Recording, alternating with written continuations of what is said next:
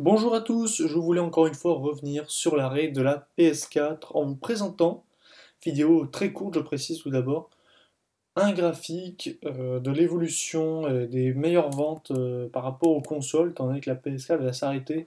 On aura bientôt les chiffres définitifs, ça n'augmentera pas tellement d'ici là je pense. Donc comme vous pouvez voir sur le classement qui apparaît, la console la moins vendue de ce classement c'est la Genesis, la Sega Genesis. Ouais, j'avais commencé la Nintendo 64 qui est juste au-dessus, mais bon, j'avais sauté une ligne. On l'a à 29,5 en millions d'unités, 29,5 millions. On a la Nintendo 64 à 32,9 millions, la Xbox One à 48,5 millions, la Super Nintendo à 49,1 millions, la Nintendo Entertainment System 61,9 millions, la Xbox 360 à 85,8 millions, la PS3 qui a 87,4 millions, qui s'est beaucoup moins bien vendue que la PS2 et la PS4, on verra après. On a la Wii à 101,6 millions, qui est toujours le gros coup de Nintendo, qui est devant la Switch d'ailleurs pour le moment. Après, c'est un classement qui est en date du septembre 2020. Donc ça a tendance à bouger, la Switch n'a que 3 ans, elle va sûrement dépasser, surtout avec le confinement, l'apport d'Animal Crossing, ça va sûrement continuer à grimper la Switch. Ça m'étonnerait pas que la Switch finisse sa course, déjà je pense en 2025, quelque chose comme ça, mais finisse sa course peut-être tout proche du podium, proche de la Wii en tout cas. On a la Wii du coup à 101,6 millions, on a la PlayStation à 102,5 millions, la PS4 à 113,5 millions, elle va s'arrêter là du coup la PS4, et on a du coup la PS2 à 157,7 millions, ce qui est assez énorme.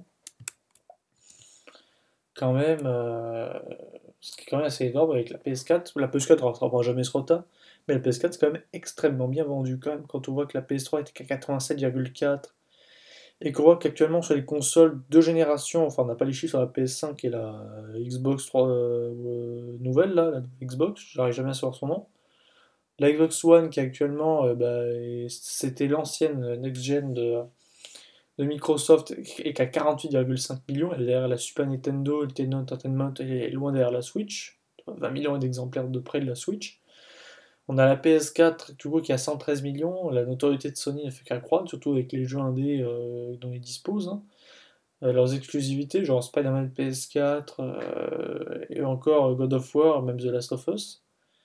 Chose que Xbox a du mal à mettre en avant des exclus, ce qui joue beaucoup à leur défaveur. On pourra notamment soutenir un bilan de la PS4 qui est très positif en termes de vente quand même.